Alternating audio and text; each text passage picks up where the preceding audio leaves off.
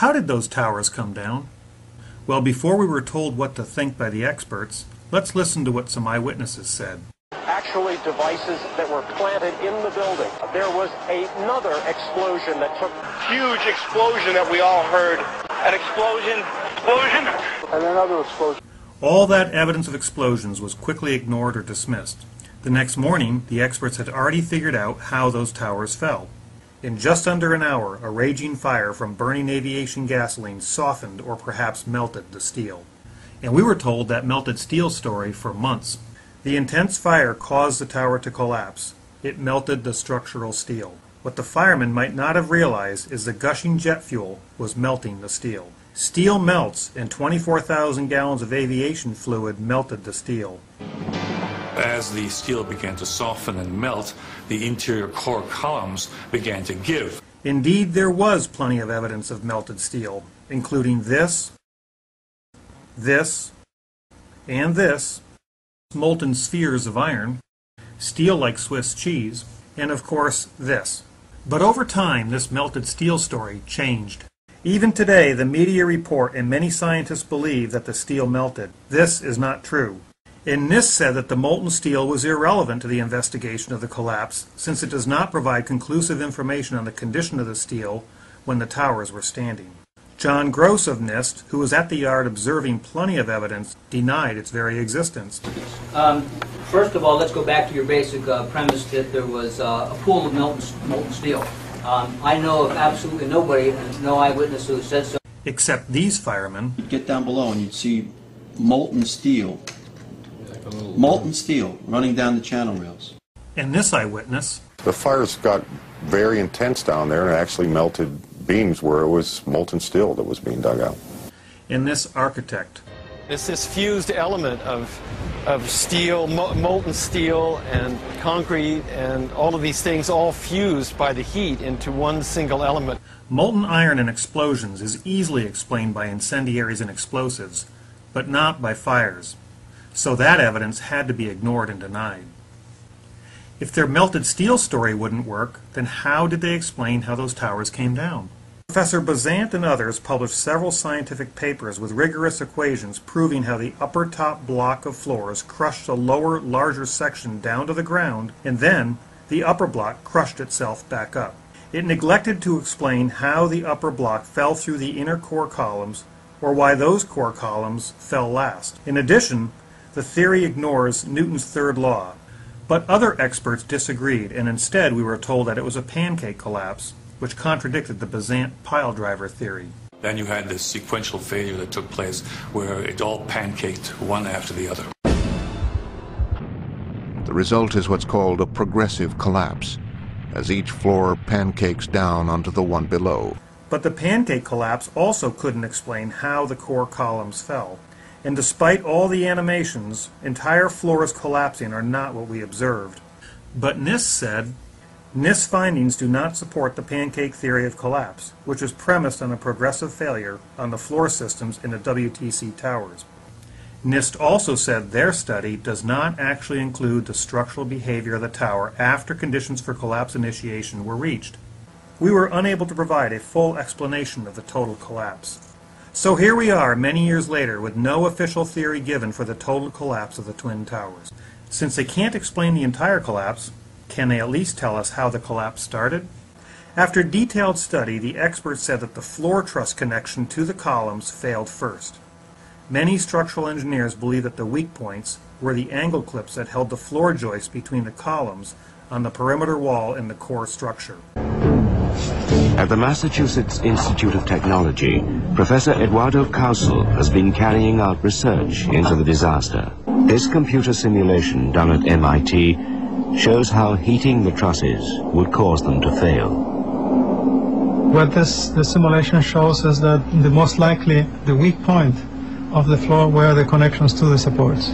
FEMA and the American Society of Civil Engineers agreed, and PBS concurred. When the steel became weak, the trusses would have collapsed. All the experts agreed the truss connections failed first, except the NIST experts, who later concluded that the truss connections held firm and did not break away from the columns. Then the experts said that the perimeter columns definitely bowed outward. And without the trusses to keep them rigidly in place, the columns would have bent outward. And the FEMA study showed animations of this outward bowing in their study. There was no doubt that the columns bowed outward. That is, until the NIST experts said that the columns definitely bowed in. And then, just before the tower's fall, the experts told us that the columns broke outward. However, the NIST experts concluded that the columns broke inward. While the experts disagreed about how the tower started to fall, they assured us once the structure was weakened, total collapse would be inevitable. The NIST report does not actually involve the structural behavior of the tower after conditions for collapse initiation were reached and collapse became inevitable. But is collapse inevitable? It's not on this structure, and this structure, or this structure. Jonathan Barnett was surprised to find unique steel that had intergranular melting. It was a surprise to me because it was so eroded and deformed. The New York Times said it was perhaps the deepest mystery uncovered in the investigation. But later we were told that it really wasn't a mystery at all. I don't find it very mysterious at all. That if I have steel in this sort of a high temperature atmosphere that's rich in oxygen and sulfur, this would be the kind of result I would expect. But the question was not what would happen to steel if it was attacked by sulfur in a high temperature atmosphere. We know that. No clear explanation for the source of the sulfur has been identified. So the real question is, where did the sulfur come from? The government never answered that question. But others did. Dr. Greening said, "It is concluded that sulfur emission was relatively small compared to those involving diesel fuel and CaSO4 in gypsum wallboard." The BBC media experts agreed. The sulfur came from masses of gypsum wallboard that was pulverized and burnt in the fires. Except that no experiment with diesel fuel and wallboard can replicate this intergranular melting. And after this experiment was posted, Dr. Greening admitted, "I'm prepared to admit that my initial proposal of how the steel was sulfided during the 9/11 events needs to be modified. Certainly it looks like diesel fuel, gypsum, concrete, and aluminum alone are not going to do it." Yet even after this experiment and admission by Dr. Greening, the debunking experts still claim that this occurred because the sulfur released from burned drywall corroded in the steel as it stewed in the pile for weeks. What about Building 7 that looked exactly like a controlled demolition? NIST struggled with this for years, saying, "But truthfully, I really don't know. We've had trouble getting a handle on Building Number 7. Eventually, we were told that it was the world's first office fire that caused an extraordinary event. Earlier, we were told by the experts at Popular Mechanics that the diesel tanks were the problem. Our current working hypothesis is that this pressurized line was supplying fuel to the fire for a long period of time." The History Channel agreed. The fires were fed by a line supplying diesel fuel to the floor where the fire was most intense. Even though NIST said the collapse was also not due to the fuel oil fires, diesel fuel oil, substantial amounts of diesel fuel that were in the building. NIST said that normal office fires caused a beam to expand, pushing it off its support. In World Trade Center 7, near a specific column involved in the collapse, column 79. Controlled demolition was dismissed. We did not find any evidence that explosives were used in the collapse of Building 7. Since they didn't hear the sound from 9 pounds of conventional RDX to blast out column 79. This size blast would have produced an incredibly loud sound that was not recorded on videos of the collapse nor reported by witnesses. Even though he heard explosions while inside, Big explosion. And they heard it. At first they told us that Building 7 fell approximately 40% longer than the computed freefall time and was consistent with physical principles. And you had a sequence of structural failure that had to take place. Everything was not instantaneous. But when challenged, NIST finally admitted a free-fall descent over approximately 8 stories at gravitational acceleration. Since free-fall is impossible with a sequence of failures, NIST quietly removed all references to their model being consistent with physical principles in their final report, meaning the official explanation relies on miracles.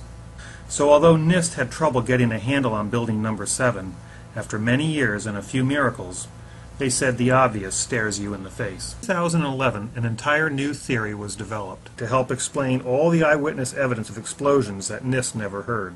I believe it's overwhelmingly probable that the theories regarding the cause of the collapse at WTC-1 and WTC-2 are wrong. The disintegrated aircraft probably came to a stop near the center of the buildings, even though the jets were totally shredded in order to knock all the insulation off, according to the NIST fire theory. And we know parts blasted through the tower and fell on the streets below. This new theory says that the aircraft hulls, rather than the buildings, absorb most of the heat from the burning aviation fuel, even though NIST and most others said the aviation fuel burned off in the first few minutes. And the core of his theory is that the molten aluminum then found its way downwards within the buildings through staircases and gaps in the floor. Fortunately, the firemen that rushed up while thousands ran down those staircases somehow managed to avoid the molten aluminum. And after an hour or so, the flowing aluminum underwent a chemical reaction with water from the sprinklers in the floor below. I regard it as extremely likely that it was these explosions that made the skyscrapers collapse. Except the NIST experts said there was no evidence of any blast or explosions in the region below the impact and fire floors. But other establishment experts appear to be having some difficulty with this latest theory. In Professor Bazant's opinion, all factors relating to the collapse have been accounted for, and he thinks the official explanation suffices. Besides, he said, I've explained it in 6 papers in leading journals. And Thomas Eagar of MIT said, I do not see any merit to this new, more complex explanation. He pointed out that Occam's razor said that the simplest explanation is usually the best. So using Occam's razor may be the simplest explanation for all those sounds of explosions are explosives. So let's review what the experts told us. There were explosions, there were no explosions. The fires melted the steel. The fires didn't melt the steel. The truss connection broke. The truss connection didn't break. The columns bowed out. The columns bowed in. Building 7 didn't free fall. Building 7 free fell. The sulfur came from the gypsum. Sulfur didn't come from the gypsum. Collapse was inevitable, although it's not inevitable. The experts can't melt steel with thermite, but a novice can. In all the theories we've been told by the media and institutional experts, their melted steel theory is wrong because those fires are too cold to melt that steel. Their crush-down, crush-up pile driver theory is wrong because it defies Newton's third law and doesn't match observation. The pancake theory is wrong because it defies momentum laws and cannot explain the fall of the core and does not match observation. And their aluminum sprinkler theory is wrong because there is no evidence to support it. And after years of study and millions of dollars, our government doesn't have any theory at all for the collapse, simply saying it was inevitable. And none of their theories can be demonstrated experimentally or explain the molten steel, the iron microspheres, the eutectic formations, free fall, uniform acceleration with no jolts, nanothermite, and much more. So what theory do you believe? Most people would rather believe the corporate media and mainstream experts, even if their theories are wrong and don't make sense. But if you have the courage to look at all the evidence and to independently think using basic laws of physics, you will clearly see the elephant the experts are desperately trying to hide. They want us to never forget 9/11, but also want us to never remember the uncomfortable evidence. Because the experts told us. The investigation team has studied every possible scenario, except the controlled demolition scenario that best addresses all the evidence, and was clear that very first day before the experts had the chance to hide that elephant. This was clearly, the way the structure is collapsing, this was the result of something that was planned. This is not, it's not accidental that the first tower just happened to collapse and then the second tower just happened to collapse in exactly the same way. How they accomplished this, we don't know. So how did those towers come down? They were intentionally blown up. The obvious stares you in the face.